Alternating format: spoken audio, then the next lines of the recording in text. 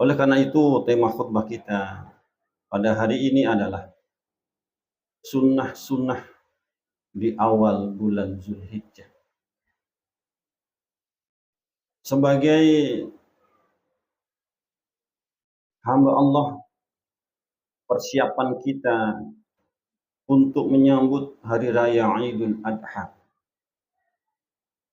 Hari Raya adalah hari bahagia, hari bergembira.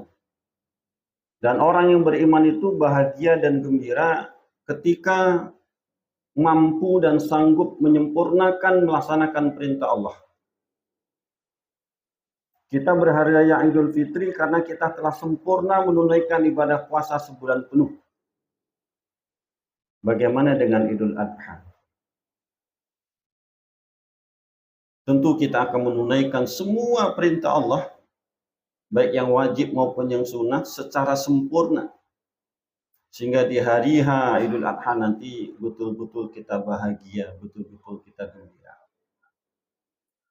Oleh karena itu, mari kita simak nasihat, arahan dari Rasulullah SAW untuk kita semuanya. Dan berazam kita untuk dapat melaksanakan sunnah-sunnahnya ini. Yang pertama, memasuki bulan Zulhijjah kita sangat dianjurkan untuk meningkatkan, memperbanyak amal soleh kita. Dalam satu hadis yang Rasulullah sampaikan kepada kita, "Ma min ayyamin amal soleh fiha ahabbu ilallahi min hadhil yaum, yakni ayyamul ashr."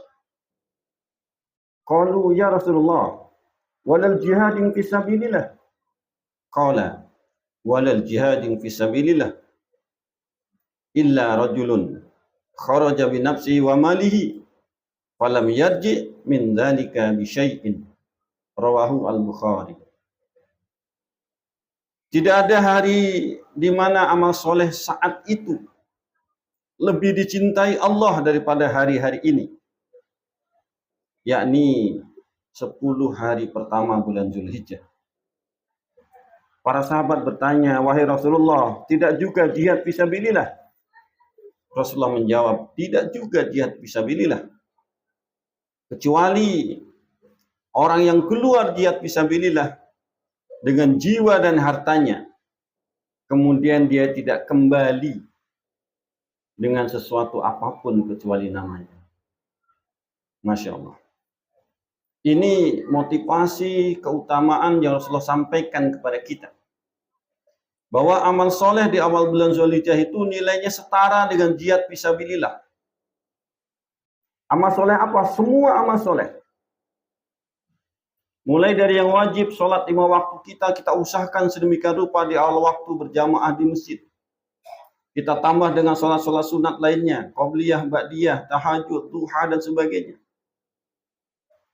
Infak, sedekah, baca Al-Quran, zikir, dan doa kita. Semua jenis amal soleh Allah lipat gandakan pahalanya di awal bulan Zulhijjah. Kemudian yang kedua, berpuasa di hari Arafah. Rasul ingatkan kepada kita, "Siyamun yaumin Arafah ahtasibu 'ala Allahi ay yukaffira as-sanata allati qablahu wa sanata allati ba'dahu." Puasa Arafah pada tanggal 9 Zulhijjah dapat menghapuskan dosa setahun yang lalu dan setahun yang akan datang. Hadis riwayat Muslim. Masyaallah muslimin jamaah Jumat rahimakumullah. Untuk mendapatkan pahala dalam agama kita ini sangat mudah. Oleh karena ini kita jaga sedemikian rupa. Paling tidak di awal bulan Zulhijjah ini, khatib sarankan puasa sunat paling tidak 3 hari. Senin, Kamis, Arafah. Senin, Kamis yang memang itu disunahkan setiap Senin dan Kamis. Apalagi bertepatan dengan bulan Zulhijjah, maka akan lebih berlipat ganda lagi pahalanya. Dan paling tidak nanti kalau menurut kalender pada hari Ahad, 9 Zulhijjah di hari Arafah, di saat jamaah haji wukuf di Arafah, maka kita disunatkan berpuasa. Dan pahalanya subhanallah, menghapus dosa kita setahun yang lalu dan setahun yang akan datang. Yang ketiga, sholat sunat Idul Adha di pagi hari 10 Zulhijjah. Bersama-sama kita ajak semua keluarga kita. Kemudian dilanjutkan dengan berkorban. Ayat Al-Quran yang surat yang paling pendek dari 114 surat. 108. Pada surat ke-108, surat Al-Kautsar. Semua kita paham itu semuanya. A'udzubillahi minasyaitonirrajim. Bismillahirrahmanirrahim. Inna a'tainakal kautsar. Sesungguhnya kami telah memberikan nikmat kepada kamu yang sangat banyak. Fasholli li rabbika wanhar. Maka dirikanlah sholat karena Tuhanmu dan berkorbanlah. Inna syani'aka huwal abtar. Sungguh orang-orang yang membencimu, dia pasti akan terputus rahmat.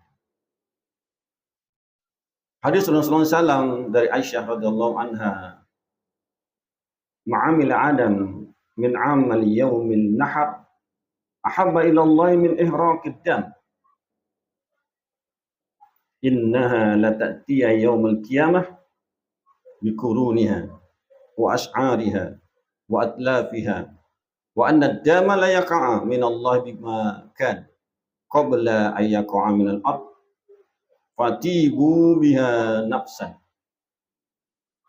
Tidak ada suatu amalan yang dikerjakan oleh anak Adam, yaitu kita manusia, pada hari raya Idul Adha yang lebih dicintai oleh Allah daripada menyembelih hewan korban. Karena hewan itu akan datang pada hari kiamat dengan tanduk-tanduknya, bulu-bulunya, dan kuku-kuku kakinya. Darah hewan itu akan sampai di sisi Allah sebelum menetes ke tanah. Karenanya lapangkanlah jiwamu untuk melakukannya. Hadis riwayat Tirmizi dan Ibnu Majah. Fatibu biha nafsan. Lapangkanlah jiwa kita untuk bisa sanggup ikut menunaikannya. Dalam hadis lain, man kana lahu sa'atan wa lam yudhah fala yaqrabanna musallana. Barang siapa yang mempunyai kemampuan tetapi dia tidak berkorban, maka janganlah ia mendekati tempat salat kami. Hadis riwayat Ahmad dan Ibnu Majah. Hadis ini menguatkan kepada kita bahwa siapapun yang punya kemampuan untuk berkorban, maka sunat muakkad yang hampir mendekati wajib untuk berkorban. Bahkan Imam Syafi'i mendefinisikan kemampuan seseorang untuk berkorban di hari raya Idul Adha itu ketika dia keluarkan sejumlah uang untuk membeli hewan korban, kemudian sisanya masih bisa dimakan semua keluarganya sepekan. Mulai hari raya Idul Adha itu sampai sepekan ke depan, maka dia wajib berkorban. Dia tidak sama dengan zakat. Kalau zakat jelas haulnya, nisabnya 2,5%. Tapi kalau korban itu ukurannya adalah keimanan kita. Ada sebagian orang yang di mata kita seakan seperti tidak mampu, tidak sanggup dia berkorban. Tapi kita lihat mereka setiap tahun mereka menjadi peserta korban. Atau mungkin sebaliknya, naudzubillah min dzalik. Ada orang yang kelihatannya mampu dalam kesehariannya, tapi namanya tidak pernah muncul di masjid sebagai peserta korban. Oleh karena itu, mari kita motivasi diri kita, keluarga kita, untuk bisa menjadi peserta korban setiap tahunnya. Sehingga sekali lagi, begitu hari raya Idul Adha, semua kita merayakan, berbangga, berbahagia. Terakhir, bagi kita peserta korban, mulai 1 Zulhijjah itu dilarang memotong rambut dan memotong kuku. Ahli fikih memberikan fatwa bahwa larangan ini hukumnya makruh, tidak sampai kepada haram. Dalam satu hadis Rasulullah mengingatkan, "Idza dakhala al-'ashru wa arada ahadukum ayudahiha fala yamassa min sya'rihi wala min basharihi syai'an." apabila telah memasuki 10 hari bulan Zulhijjah dan seseorang ingin berkorban, maka janganlah dia ganggu rambutnya dan kuku-kukunya. Hadis riwayat Muslim. Sungguh pun ulama mengatakan bahwa ini adalah makruh, namun seorang mukmin itu sekecil apapun ketika itu dilarang oleh Allah, walaupun tidak sampai tingkatannya haram, dia berusaha untuk dapat menjaganya. Sebaliknya, walaupun ibadah itu sunat, tidak sampai kepada derajat wajib, maka semampu sekuat tenaga untuk dapat dilaksanakannya. Masyaallah muslimin jemaah Jumat rahimahullah. Mudah-mudahan sunnah-sunnah di awal bulan Zulhijjah ini dapat kita pahami dan bersama mari kita tunaikan, kita laksanakan. Sehingga sekali lagi begitu kita berada pada hari raya Idul Adha, semua kita menjadi hamba-hamba Allah yang soleh, bergembira, berbahagia dengan lantunan takbir, tahmid dan tahlil. Mudah-mudahan ini bermanfaat bagi kita semuanya. Aqulu qouli hadza astaghfirullah li wa lakum innahu huwal ghafurur rahim.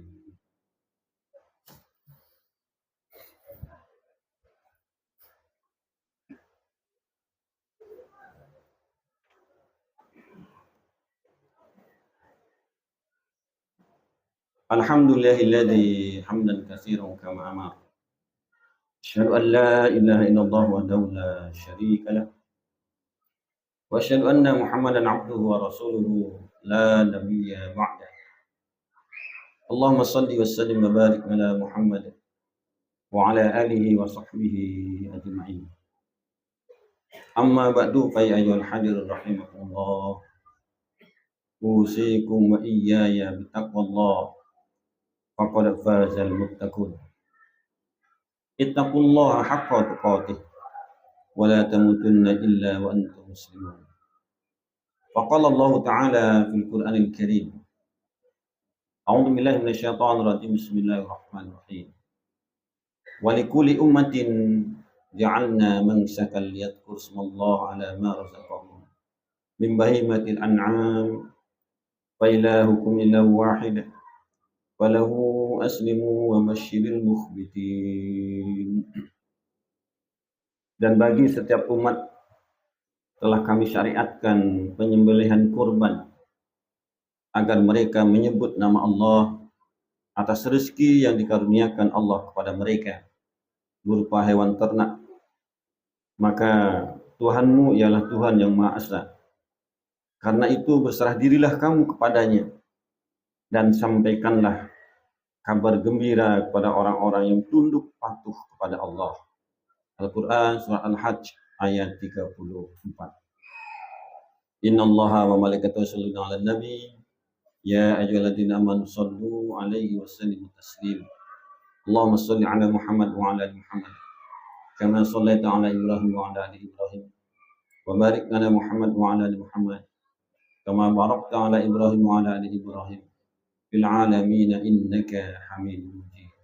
Allahumma ighfir lil mu'minina wal mu'minat wal muslimina wal muslimat al ahya'i minhum wal amwat innaka sami'un qaribun mujibud da'wat wa ya qadiyal hajat. Allahumma aslih lana dinana allati wa 'ismatu amrina wa aslih lana dunyana allati fiha ma'ashuna wa aslih lana akhiratana allati fiha ma'aduna. Allahumma ij'al hayata ziyadatan fi kulli khairin waj'alil mauta rahatan lana min kulli syarr. Allahumma 'izzal Islam wal muslimin wa adil asyirka wal musyrikin wansur ikhwanana al mujahidin fi Palestin ya rabbal alamin.